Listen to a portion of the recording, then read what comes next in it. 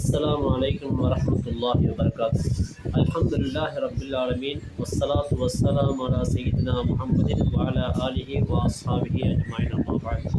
فقد قال الله سبحانه وتعالى في القرآن الكريم: أعوذ بالله من الشيطان الرجيم بسم الله الرحمن الرحيم إن الدين عند الله الإسلام.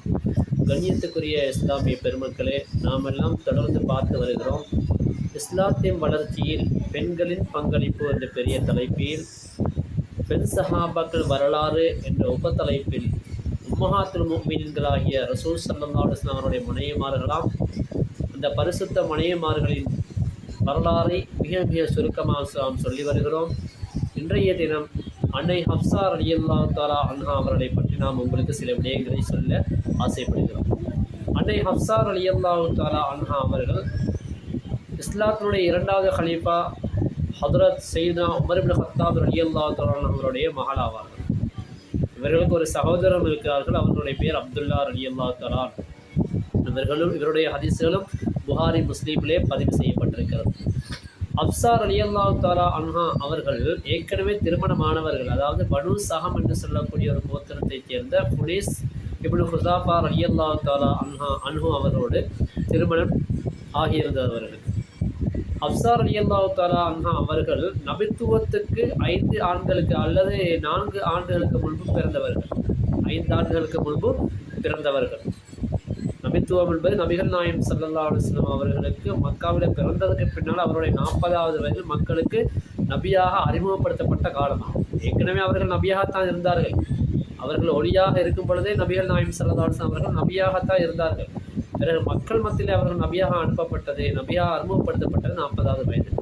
அந்த நபித்துவம் பெறுவதற்கு 5 வருடங்களுக்கு முன்னால் தான் அன்னை ஹப்ஸா ரலியல்லாஹு தஆலா அவர்கள் பிறந்தார்கள். பிறகு அவர்கள் இஸ்லாத்தை ஏற்றுக்கொண்ட காலம் அவர்கள் தன்னுடைய தாய் தகப்பனோடு கணவரோடு சேர்ந்து இஸ்லாத்தை ஏற்றுக்கொள்கிறார்கள்.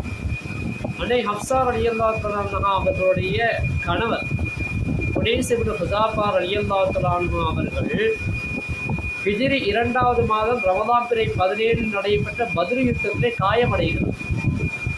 காயமடைந்த அவர்கள் திரும்பவும் மதீனாவுக்கு வந்து சேர்ந்ததற்கு பின்னால அந்த காயத்தின் காரணமாகவே அவர்கள் ஷஹீதாகி விடுகிறார்கள்.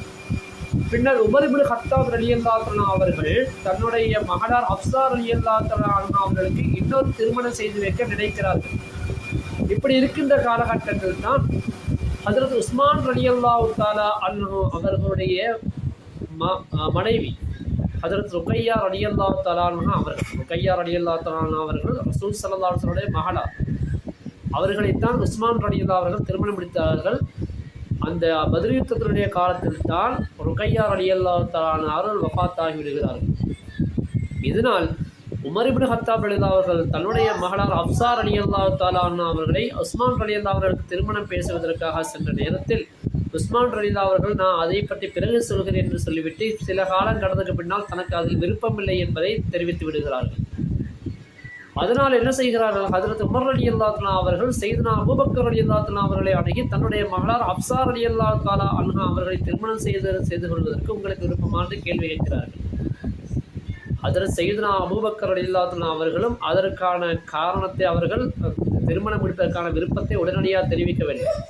அது ஏன் தெரிவிக்கவில்லை, உஸ்மான் ரலியல்லாஹு அவர்களும் ஏன் அந்த விருப்பத்தை ஏற்றுக்கொள்ளவில்லை என்பதை நாங்கள் ஏற்கனவே அமானிதம் பேணுவோம் என்ற தலைப்பில் நாம் என்ன செய்திருக்கிறோம். அதனுடைய விரிவுரையை நாம் சொல்லியிருக்கிறோம். ரகசியம் பேணுவதும் அமானிதமே என்ற தலைப்பிலும் நாம் சொல்லியிருக்கிறோம். ஏனென்றால் நபிகள் நாயகம் ஸல்லல்லாஹு அலைஹி வஸல்லம் அவர்கள் ஏற்கனவே அபூபக்கர் சித்திக் ரலியல்லாஹு அவர்களிடத்தில் ஹப்ஸா எப்படி என்று அவர்கள் கேட்டிருந்தார்கள். திருமணம் என்ற பேச்சை சொல்லாமல் உமர் ரலியல்லாஹு அவருடைய மகளார் ஹப்ஸா எப்படி என்று பேசியிருந்தார்கள். அதை அபூபக்கர் ரலியல்லாஹு தஆலா பின்னால் ஒரு காலகட்டத்தில் நான் உமர் ரலியல்லாஹு அவர்கிட்ட சொன்னாங்க, நான் அன்னைக்கு உங்களுக்கு விருப்பம் தரவில்லை. எதுக்கு தெரியுமா?